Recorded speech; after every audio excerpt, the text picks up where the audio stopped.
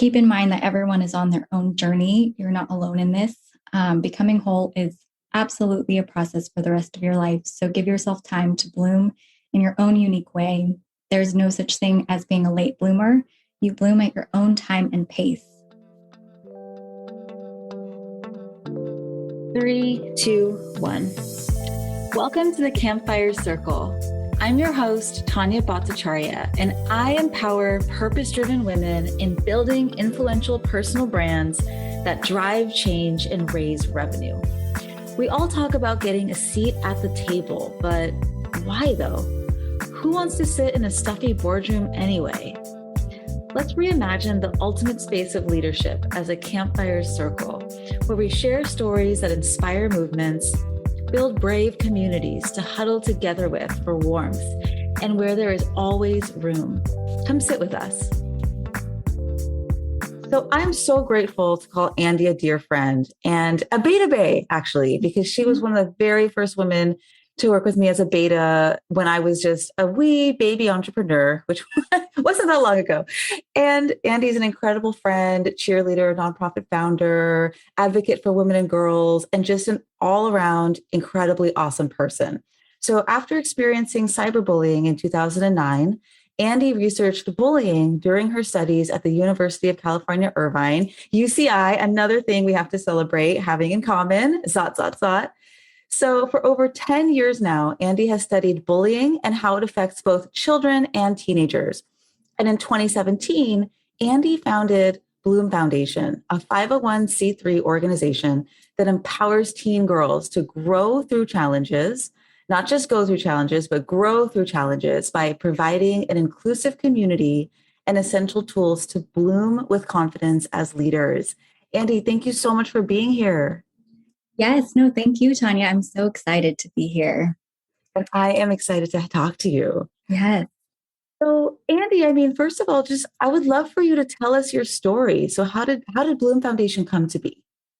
Yes. And Tanya, I just want to say you're one of my favorite people. And I was so honored to be a part of the beta testing and that experience. It was life-changing and you're amazing. So I wanted to start with that too. But yes, let me share a little bit about Bloom Foundation, how it came to be, how it started. I absolutely love talking about that. So, well, when I was in 6th grade in middle school, that was when I first experienced cyberbullying. And it's kind of when bullying was just, or cyberbullying was just starting because we had dial-up internet at the time. And I remember someone creating a username, Andi's a loser, and just like posting really mean things about my clothes, what I was wearing, even though I was wearing like limited 2 at the time. I don't know. Actually, no, my style wasn't the best. But anyways, they were so mean. And then I felt pretty isolated and I didn't know what to do during that time. And then I kind of tried my best to kind of navigate it, but it was difficult.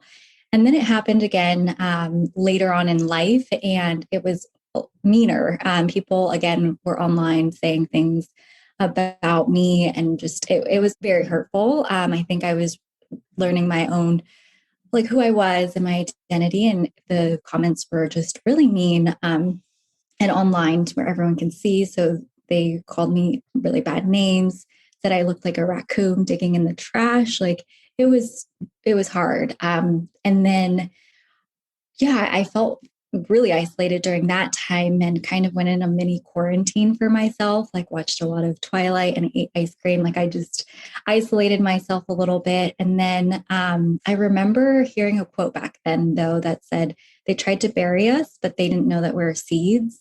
And that quote just really stuck with me. And I felt like after hearing that, wanting to take the experience of being bullied and feeling buried and try my best to rise above and grow from it. And then I just started going down that path and learning a lot of lessons on what it means to bounce forward, learning about resilience. And then I started creating kind of this idea of what I needed when I was younger.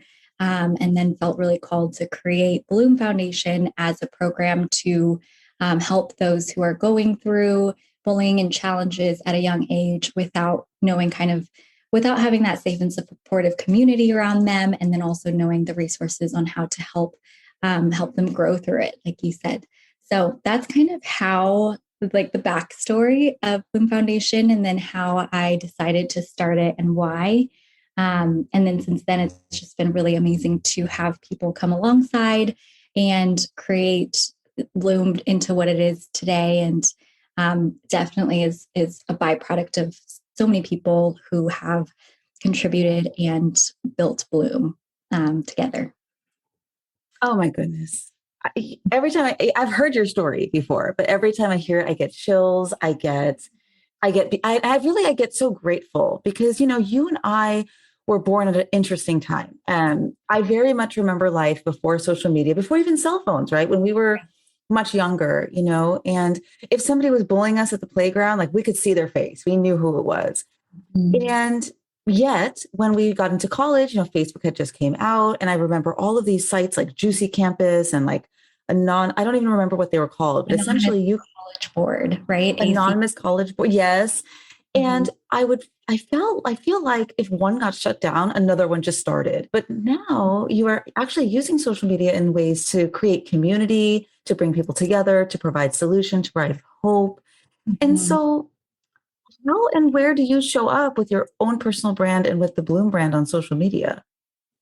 Yeah, so I know it's interesting how there's just social media is a whole new thing that we have now that can really just bring a lot of it can bring hope, healing, and also hurt. So it's a mixed thing. But for us, for social media, we definitely strive to be a place that's safe, supportive, and encouraging, empowering, empathetic. I feel like those are great adjectives that we want to show up as on social media and online.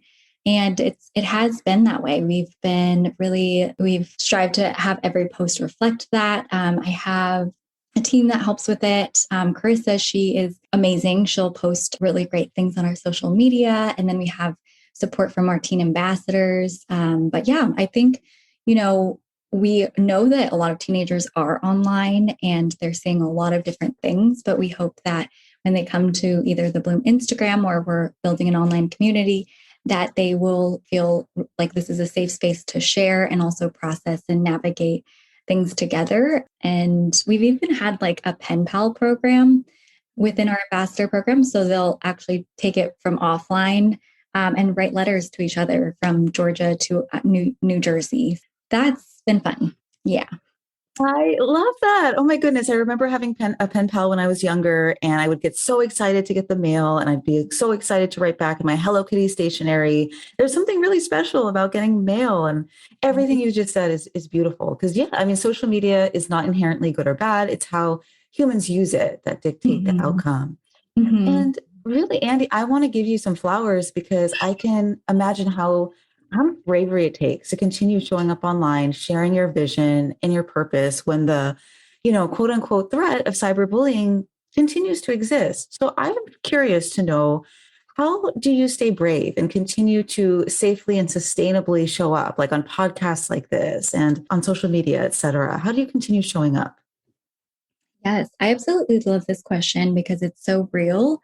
I think, just being honest, it is definitely a conversation that I have is it that it's scary to show up, that fear of being judged. When I had it when I was younger, it doesn't necessarily leave when you're older. So it is there and it's present. But I think a few things that help are just reminding myself that, like, one thing I share could be helpful.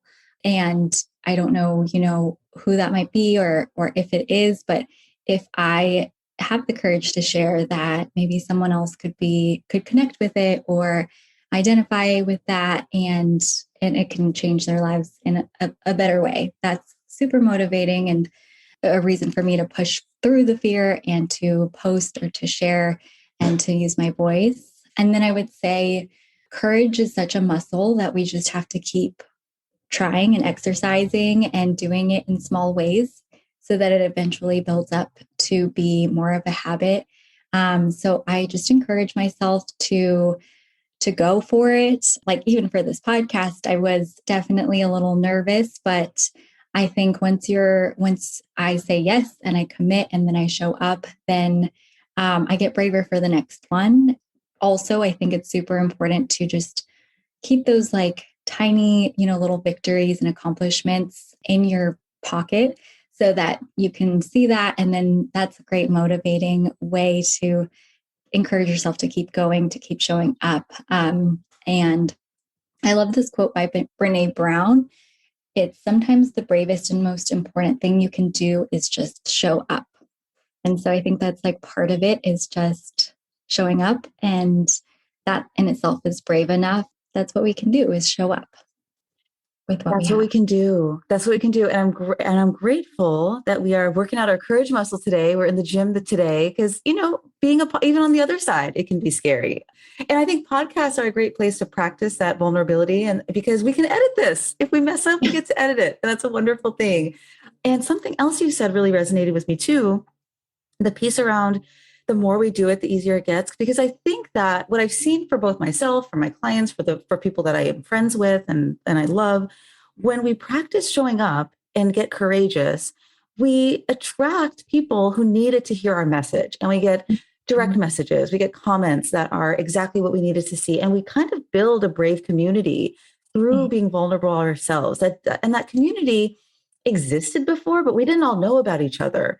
And I think in a way that's almost how movements get formed is one person or a couple people get courageous, people find that courage, get attracted to it, and something really beautiful emerges. And I think that's in a way what kind of has happened with Bloom. Mm-hmm, mm-hmm. And can I say too that the group that we had, they're so supportive too. So one thing too that's encouraging is just to know that I have a group of women who will champion and, at least just be there for encouragement and support. And I think having those people in the arena with you is really helpful. And I think, Tanya, you kind of coached us on this is like showing up on social media or showing up and sharing our story. And that is one thing. And I think we all did that, but then having that support and that collective just group behind you has made a huge difference too, and has made me feel stronger and supported. And like you were saying too, that is the heart of Bloom too, is that you'll feel that as well. But I think that's a big part of it too, that I wanted to add. Absolutely. Having your campfire circle, making sure you've got your squad that has your back. It's so important. Thank you for naming that. So you shared a quote you love by Brene Brown. I would also like to share a quote I love by Brene Brown, who I feel is like our fairy godmother in so many ways. I share this quote all the time, and it is, one day you'll tell the story of what you went through, and it will become somebody else's survival guide. And I truly think that's what you're doing, And so when you work with your community, young girls, teenagers, and those that care about them, how do you share your own story with them? Yeah, so that is the first piece of it. I think, when we go to a new group of students, they don't know who we are, who I am. The first thing and the first page in the book is my story. So it's in there. We read it together. It's what I shared with you too in the beginning of this podcast. And I'm immediately vulnerable and share just my experience. And then I think it's so important to have that in the beginning because it does build trust, and it makes me a little bit more than it. You immediately go deeper too, beyond like the surface. And I think sometimes with social media, you get like that surface look. But when we share our story, we're really going deeper. And it can be a little disarming, I think, at first to share your story and then also encourage other people to share theirs. I think it's something maybe we're not used to doing in like day-to-day life, but it is like the very first thing we'll do in Bloom. And then we encourage the girls then to write their story, and they take some time to like think about it, write it down. And then we bookmark the stories at like the beginning of the 8-week program and then at the end. And we do see that the first time they're writing their story, it can be kind of difficult, or, again, it's not something that they're used to doing. Then it's really cool to see when they revisit it and they write their story at the end, they can see the growth. And it's a great way to indicate kind of that growth and the change that we often see within the 8-week program. But it is very important and critical to kind of the program is sharing my story, sharing the facilitator's story, and then also encouraging the girls to think about their story. Wow. What's striking me is how generative stories can be. So when the girls share their story in the beginning, I can imagine what that story is probably like and how different that story is at the end, and how probably rooted in courage, resiliency, empathy for themselves, self-compassion, love, forgiveness, all of these things, like that is probably what's coming up in the second story for them. And as a result, if that's their story at the end, that's how their life is going to be. That's how they're going to relate to other people. That's how they're going to advocate for themselves through those ways. And I just want to name too, in terms of you sharing your story, I have found that in working with a lot of nonprofit founders and executive directors who have lived experience in the space that they work in, so many tend to hide it away a little bit or like dull it down or not share it because there's a part of them that worries they'll be pitied or that it makes them less credible somehow. But really, like you said, I think it's the opposite. It builds trust. It helps people go deeper, helps people build that human to human relationship, which is really what we need as change makers, because we're trying to change the world here. We're not trying to do something small. Right, right. Yeah. And yeah, I think in storytelling, there's kind of a point of connection during stories where you can see yourself in that story or identify, a time that you felt that way. And I think that's really helpful when we're asking other people to think about their story. It's a great starting point for them to, again, like then self-reflect. But yeah, I think it does lead to oftentimes connection and like self-reflection.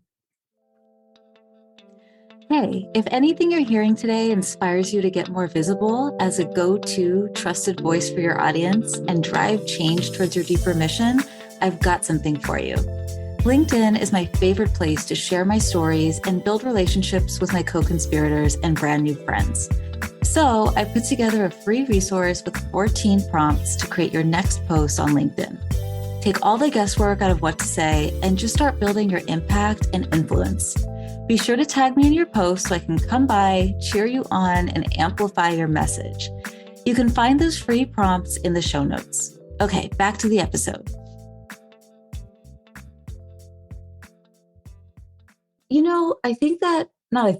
I know there are so many grown people. I was going to say grown women, but it's people in general who were bullied or had other traumatic interactions when they were younger. And even now, even though we're adults, we react from that same hurt space as if it was that hurt, seventh grader who is reacting. So I'm super curious. You have an 8-week program. Are there any pieces or tools from your 8-week program that you think could be applicable to anybody who's listening who can kind of relate to this having this hurt inner child? We've done trainings with educators and we walk through the program and they like the common thing we hear back is, oh my goodness, I wish I had this when I was younger. Or like, even as an adult, this is really speaking to me and helping. And you're right. I think, the inner child definitely, I think addressing the inner child and giving our inner child that compassion is so incredibly healing. And then also as adults, we do face different situations and the curriculum is built out in stages of growing. So we have the first one is about like being buried. And so that's it could be, intense because we're thinking about and addressing those negative things that have been said about us. But by addressing them, we're able to replace them with like a more empowering truth. And I think that's a great place to start and a great place to get in the habit of doing that. So that's the first one. And then being planted is about then looking forward and thinking about our goals, where we want to go moving forward from that place of hurt. And then rising and budding is about coping skills, things we can do that are creative or, ways to help give us self-care, which again, like that's something we can all use more of, especially during this kind of COVID time. And then spreading seeds is about choosing kindness, even if you're not receiving kindness. Being watered is about worthiness. our worth. And Brene Brown, she's amazing at this. So there's some quotes in there from Brene, but it's all about embracing your worth and who you are as a human. And then growing strong is about empathy and forgiveness and compassion. And then becoming rooted is about turning your hurt into purpose.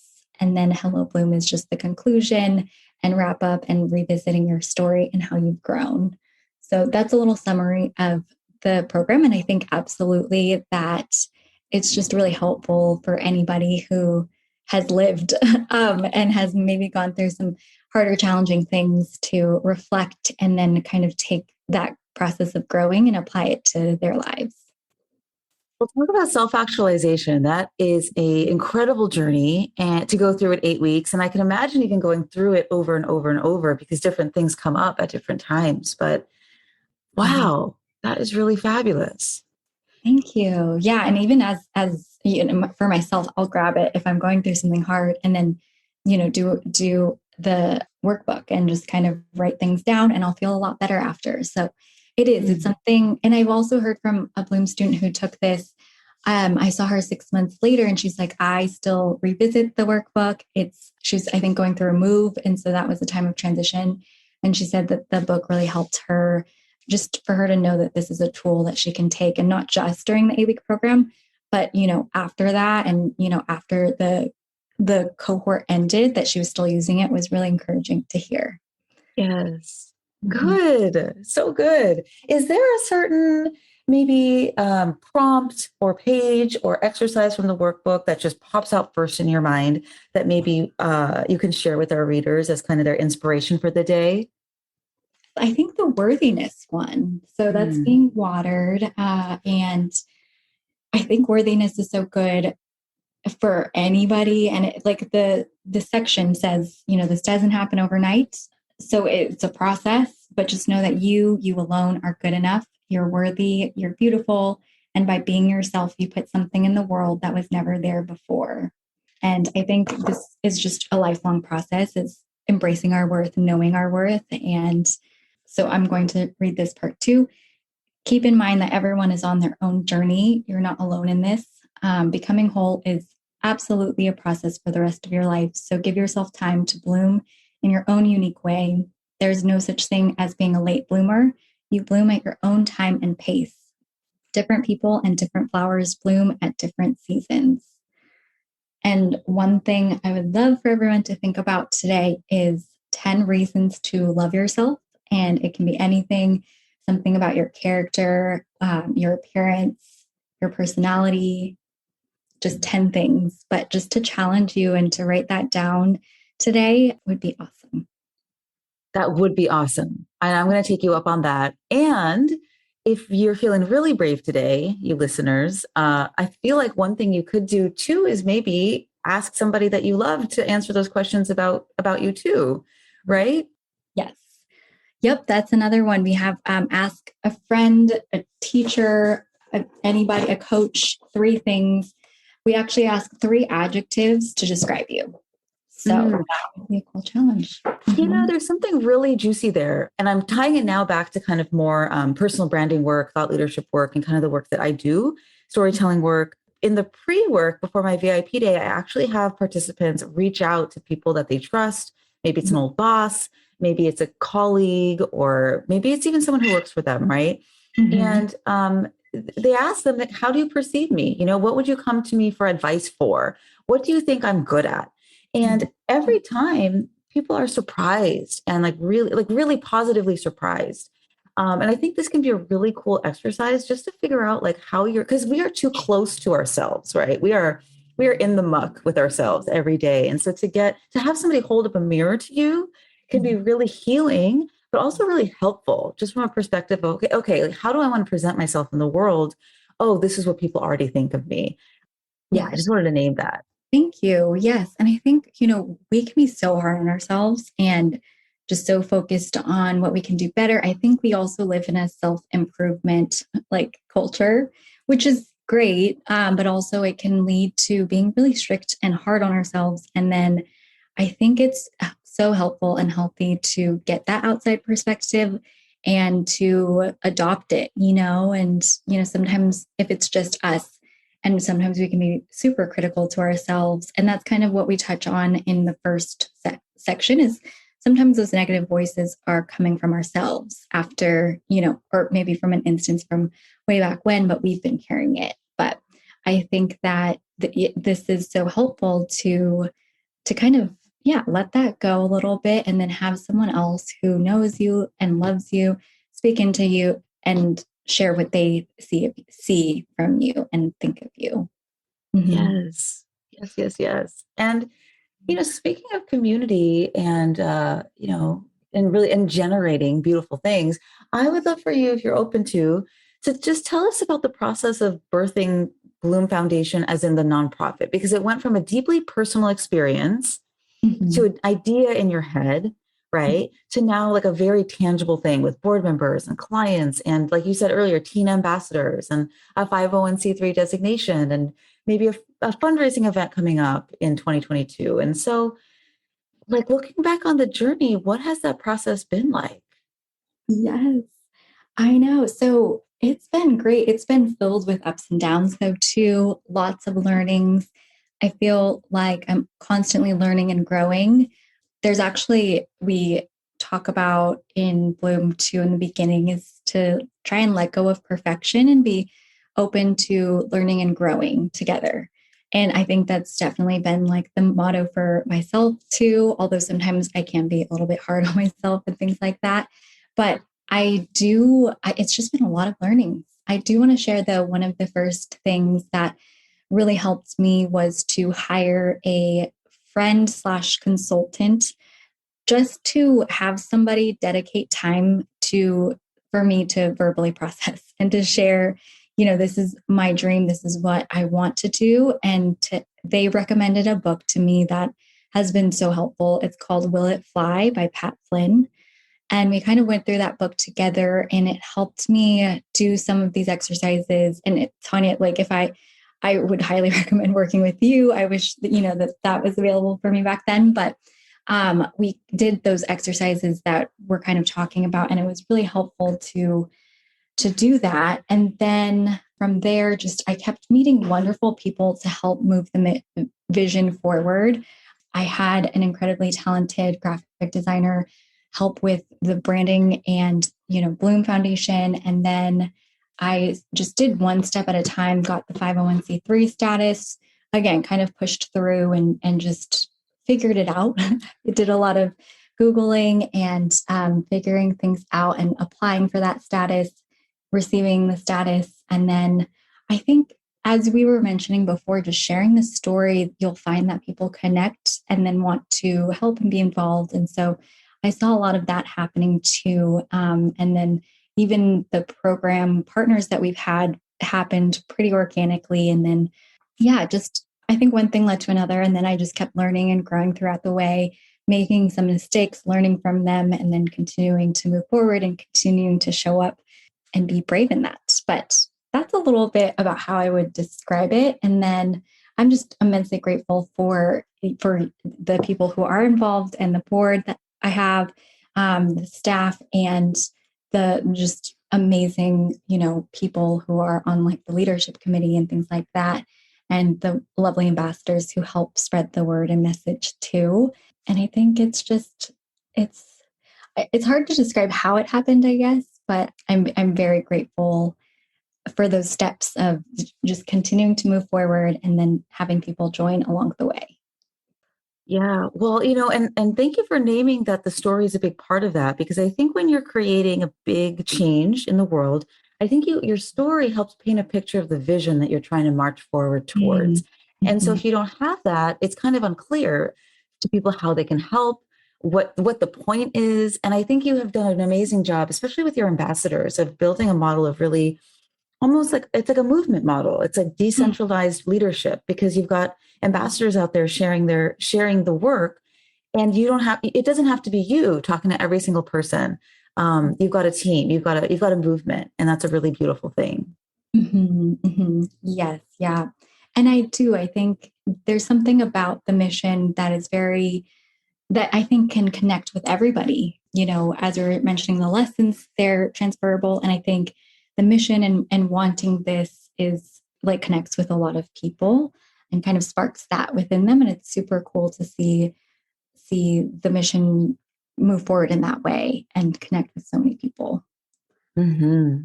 Well, as we wrap up, I'd love for you to tell us, like, how can we find you? How can people get involved? How can they find you online? What is the next step for people? Yes, thanks. Yeah, it would be great to follow us we're very active on Instagram. So our handle is at Bloom Foundation, BLOOMFOUNDATION. You can also send us an email, info@hellobloom.org, and then also visit our website, hellobloom.org. And there's more information there on how to get involved, sign up for a volunteer application, or donate and give on our site too. So those would be the best ways. Thanks, Tanya. Yeah, that's so awesome. And I followed you on the gram for a long time, and Yeah. you post such inspirational stuff. Like, I highly recommend following.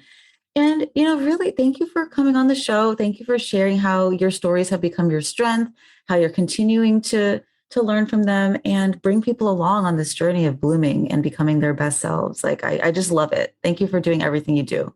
Absolutely. Thank you so much for having me, Tanya. It was amazing. Thank you. Absolutely. What'd you think? Leave us a review on Apple Podcasts, or even better, reach out and let me know through lumosmarketing.co. Yes, that's Lumos, as in the illumination spell from Harry Potter. Because when you shine, magical things happen. You can get social with me on LinkedIn, and of course, check out the show notes to stay in touch with our guests. Let's talk soon.